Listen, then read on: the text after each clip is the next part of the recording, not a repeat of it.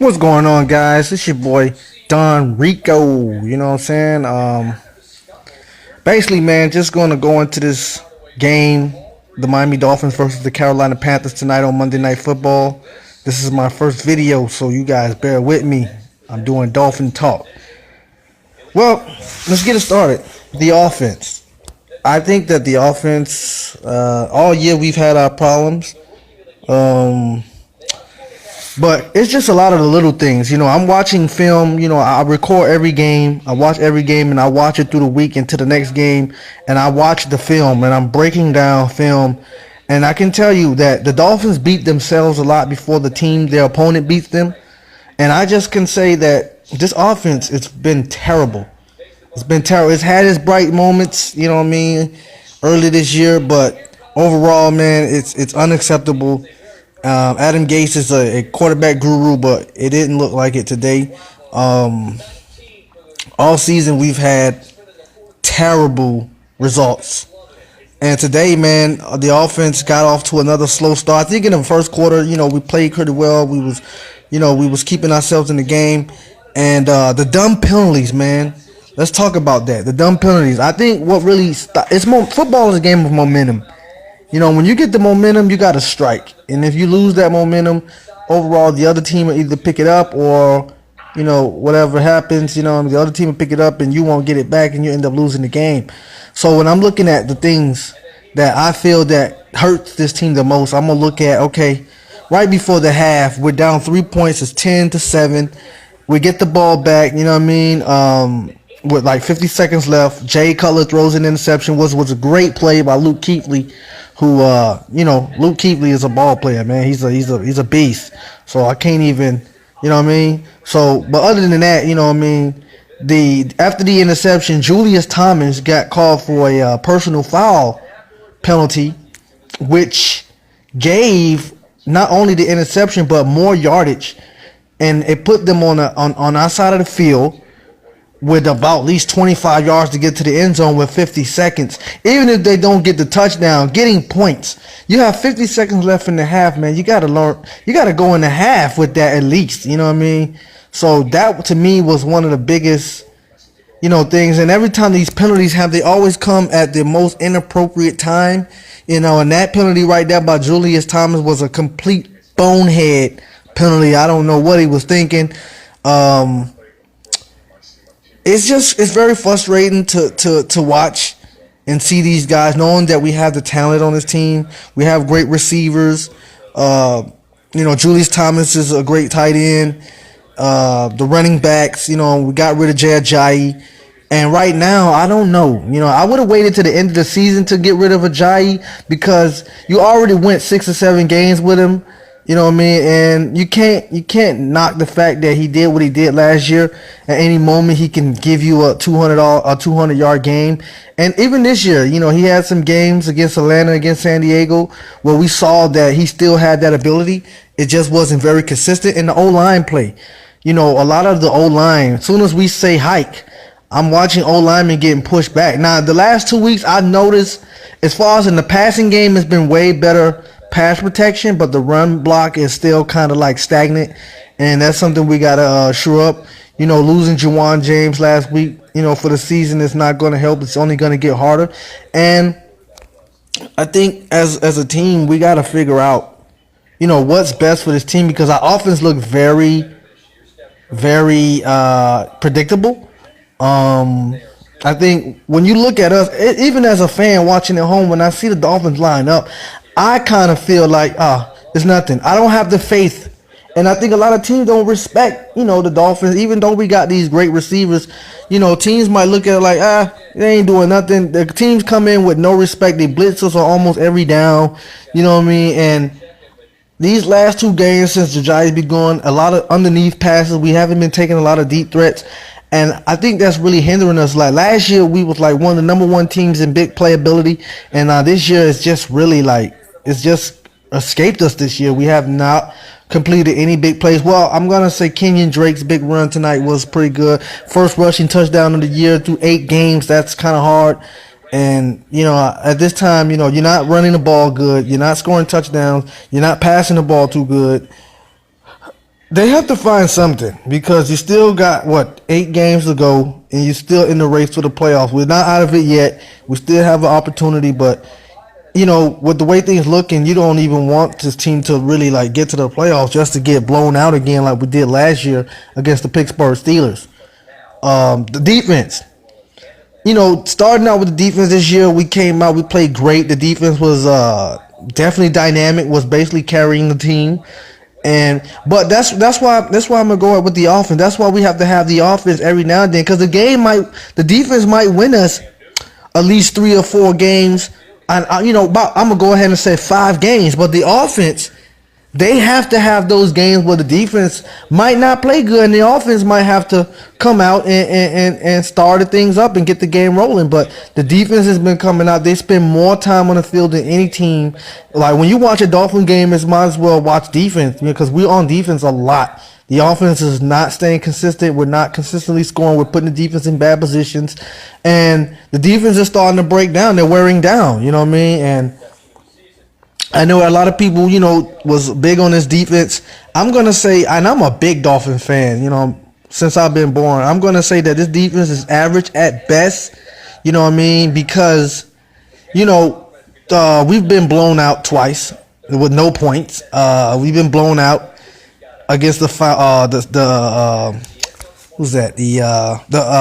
Baltimore Ravens, 40-0. Tonight, we allowed another 40 burger. I mean, you're not going to win many games like that. And the defense is wearing down. We got to be more disciplined on defense. Matt Burke's play calling, to me, is a little head scratching, that we cannot, block these screens. I watched the play last against the Panthers tonight that I was just like, whoa. When Devin Funchess got the screen pass from the outside from Cam, and Christian McCaffrey basically blocked 2 Dolphin defenders, and Devin Funchess ran untouched to the touchdown. I think it was about 25 to 30 yards. And that, to me, is unacceptable. That's a complete breakdown. And you got to be at 2 guys. You can't let Christian McCaffrey block 2 guys. He blocked 2 guys on the play, and that was crucial.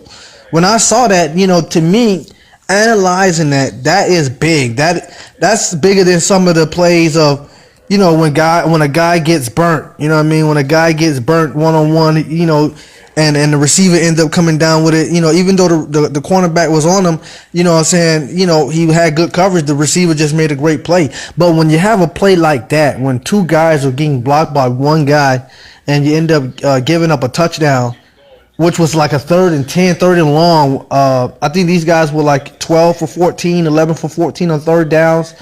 That's terrible. That means the defense is not getting off the field. And when you got that type of stuff going on, man, you're not going to win many games.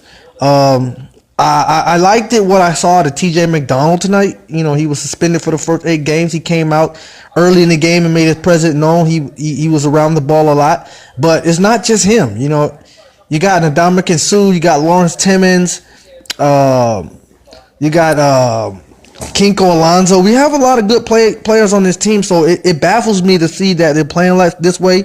But we got to get some pressure on the passer, because the last 2 games, man, the pass rush has not really, shown too much. I don't know what's going on. We're not scheming. We're getting out schemed.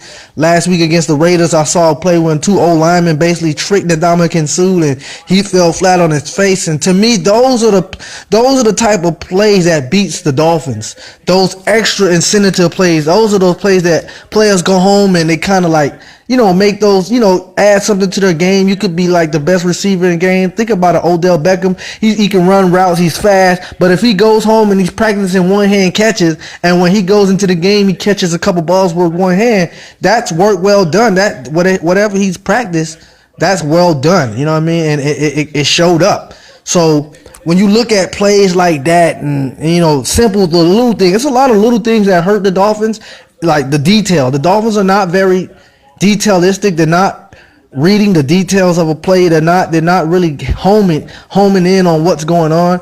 It's more like show up and coach tell you to play and you go out there and run it. But that's good. But at the same time, you want to add an extra knock. Like when the coach is calling the play, you want to be able to add a certain little bit. You know what I mean? And this year, no big plays. It's been lethargic. It's been every week, and this team for the last couple of years it's been kind of like that. Where the offense doesn't really play well, and we kind of like lean on the defense, but the offense has to play because this league is it's a passing league. It's an offensive league, and if you can't stop people from running or throwing the ball, you're not gonna have much success. So, I think that Matt Burke, I was very satisfied with him in the beginning of the season. And I don't want to even put the blame on him that much. He's his first year coordinator, but at the same time, you got the same guys. You got a couple of rookie guys you got in there.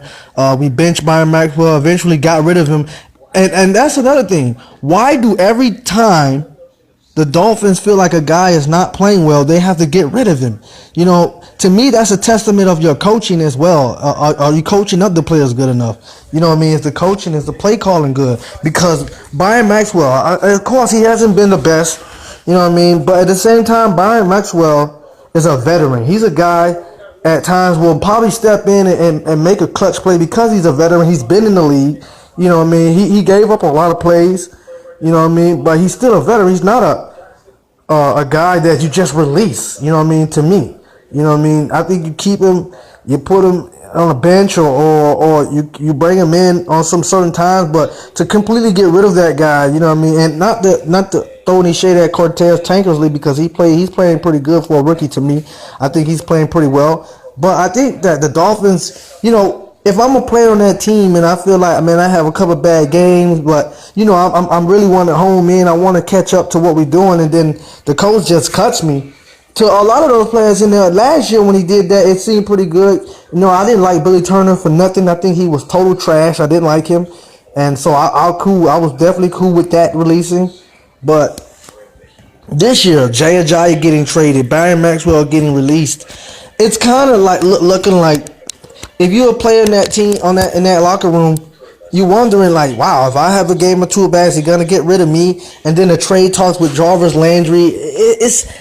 This season has been a soap opera, to say the least. With the beginning of it, with the hurricane and us rescheduling our games, traveling back and forth, going to London, and then having one of our coaches on camera snorting cocaine, to trading Jay Ajayi. It's just been so much drama, and it's very hard for this team, to me, to get over the hump. Every week you got something coming at you. Now, it's very resilient when you can come over those things, but when every week something's coming at you and something's new, it's going to start taking its toll, and I think that's what happened tonight. That's what's going on. Things are starting to take its toll on the team, and the team needs to continue to play better and get better. But, right now with the soap opera that we have, and we're kind of like a laughing stock of the league to me with the drama, besides the Cleveland Browns and the New York Giants. I don't watch those teams' games, so I don't know, how good or if they're better than us. But watching the Dolphin game is very frustrating, and I'm a fan. But I'm also an analyst. I'm analyzing things. I'm trying to see what can we do better. I almost feel like a coach because I'm watching film. I'm probably watching film more than the players are doing. I'm watching the game all week. I'm looking at little details from the O-line to the D-line to the special teams. I'm watching every player. I rewind the plays at least 12 times every time so I can at least see what every player is doing on the plate. So, and sometimes I watch a lot of players. There's a lot of players at times that's, I feel that, not playing up to standard. At certain times they might, get a little tired or whatnot. But, it's just ridiculous right now. Adam Gase, he's a little stubborn to me. I like Gase. I'm cool with Gase. I just think he's a little stubborn. He's calling all the plays on offense, and sometimes I think that he might overdo it or underdo it, if I could say that. And I think he believes a lot in what he's doing, and at the same time you want to believe, but when things are not working, you have to do something else. And I think right now he needs to look down, because right now this team is 4-5, and we're still probably like in the playoff hunt, because I think the last seed is held by Buffalo, and they're 5-4.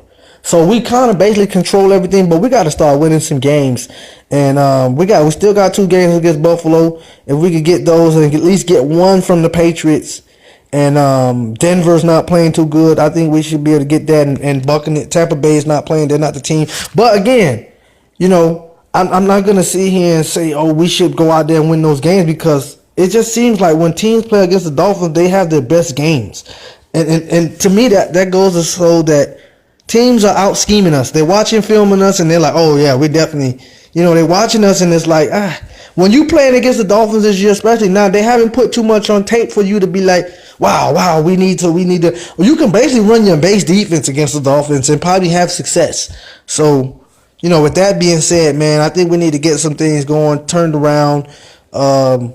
Next week we got Tampa Bay at home. Hopefully these guys can rally and, get the victory. But even still, man, you want to be able to win these big games. 3 games in a row, prime time. We have fluttered on all 3 of those, and it's embarrassing. It's embarrassing to have 3 straight primetime games.